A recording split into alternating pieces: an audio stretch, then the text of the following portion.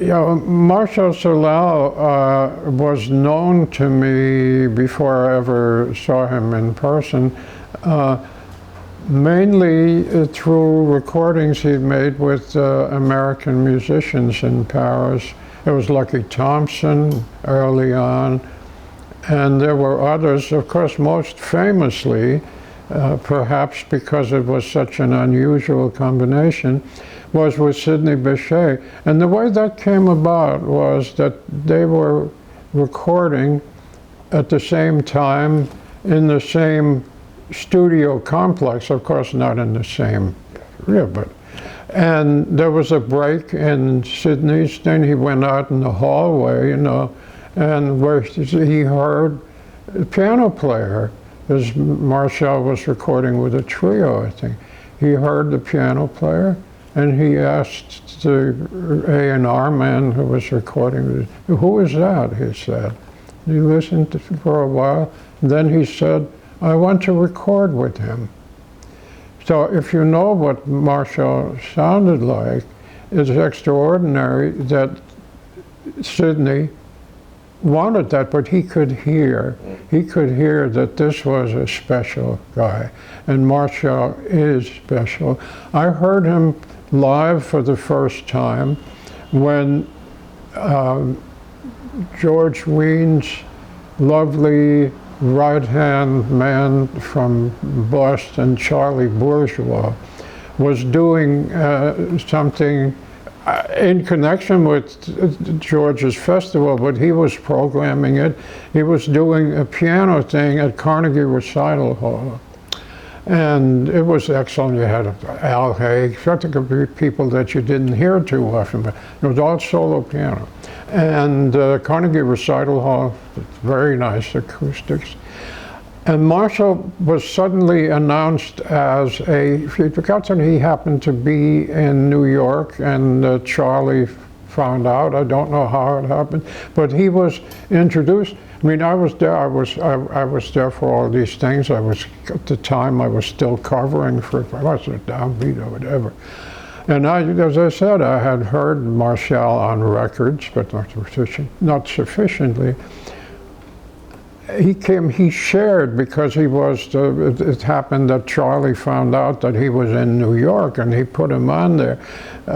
He shared the bill with another piano player. I have no recollection who that guy was. It was probably somebody great. But Marshall sat down at the piano, and from the moment he touched the key, was just his touch at the instrument.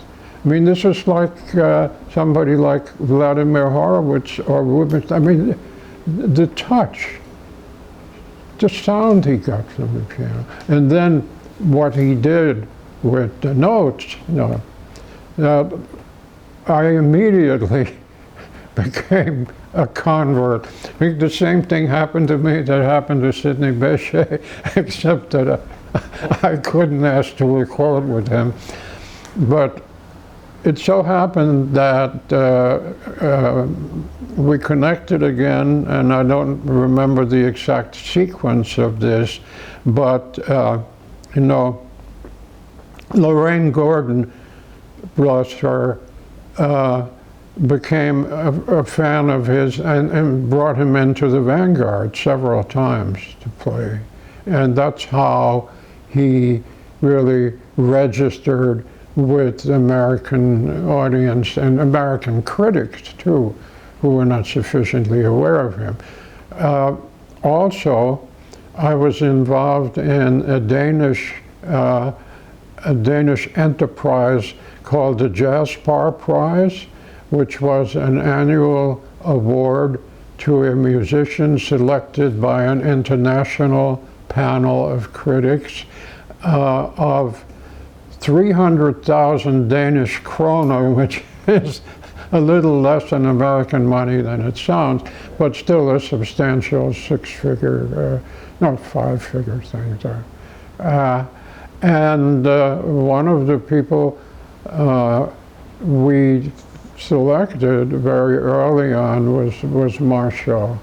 And so that was another connection. And then he invited me to be a judge at a piano contest in Paris, also an international event.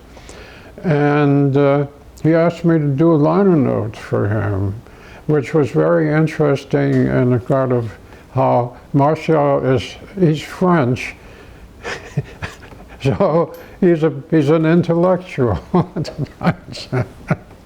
It was his idea to have André HODEIR and me do the notes to the same CD. It was a live performance thing. And that turned out to be very interesting. And I had met HODEIR at this piano contest. We were both judges there. And just to, you know, to go off to his side for a moment, I had no idea what he would be like. I had seen him once in the US when there was a press party when his book, what was the name of it? Jazz? It's Evolution and Essence? Is that yeah, it had jazz something and something. It's Evolution. Yeah, it's Evolution and Essence, yeah. And I thought that he had a press conference, and I thought that, well, it was very French in the terms of being intellectual, but he very briefly but very succinctly, you know, gave his opinion of where jazz was going. You know, André was a composer as well, and he had originally started as a violinist under the name of Claude Laurence, who recorded actually, and was not very different from Grappelli, that kind of group. Very good violinist. But what he did was that he very succinctly and sort of pontificated about where jazz was going, you know, and so could have been. So I wrote, I at that time had gotten myself into doing something influenced by the talk of the town style of the New Yorker, where I would do these brief things. Also a little bit by Stanley Dance, who did a column called Lightly and Politely for Jazz Journal. So in that bit, I was rather nasty. I said that he came and he told us, you know, where jazz had been and where it was going with absolute certainty, you know. But I, you know, I didn't agree with everything in the writing, but he was wonderful in certain ways. The way he analyzed Louis' solo on Big Butter and Eggman is, you know, is a perfect example of how to do that, you know, how to do that by using your ears and really hearing, really listening. Which a lot of academics could, you know, benefit from. I didn't always agree with him. He had a thing called Why Do They Age So Badly, you know, where he picked on poor Dickie Wells, you know. But then one is influenced by the fact that when you knew these people, you know, that it was unfair. But on the other hand, if you look at it from a strictly impersonal, you know, a sort of academic point of view, it's true. I mean, it's true that Dickie Wells, at his peak, was at his peak. But you can't stay at your peak forever. But the thing about André, about getting to know him, when that piano concert, we spent about a week together, of course, not, you know, well, it was in France, so of course we had lunch, we had great. It turned out that he was really a very dear man. He was really nice, and we had, you know, a good vibe there, and it was very different from this kind of impression I had of him when he gave that talk at that press conference, that he was kind of a cold fish. He was not. And at the time he told me that he was working, that he was writing a novel, and I don't know if that ever happened, because unfortunately he didn't live too much longer after that. But I don't know whether whether he ever did that. I don't know.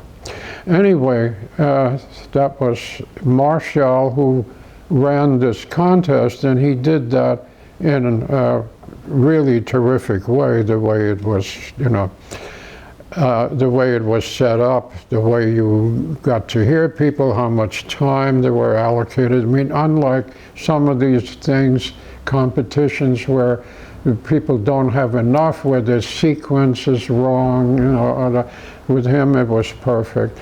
But, getting to hear him live a number of times, and he at the Vanguard, and Lorraine brought him back, and in Paris, and and we became friends, which really was very flattering to me. We exchanged little notes and stuff, and he is absolutely remarkable. And he was born in Algiers. He just absorbed jazz as if as if it was a native language to him. And at the same time, there is a certain refinement, a certain thing that is perhaps just European. It's similar to my great violin idol Sven Asmussen, who also had that quality of the essence of jazz and a certain sophistication that's European. Anyway, Marshall, I mean, if anybody is listening to this and is not aware of Marshall Solal, go out and find him. Unfortunately, he's well recorded. He's superb.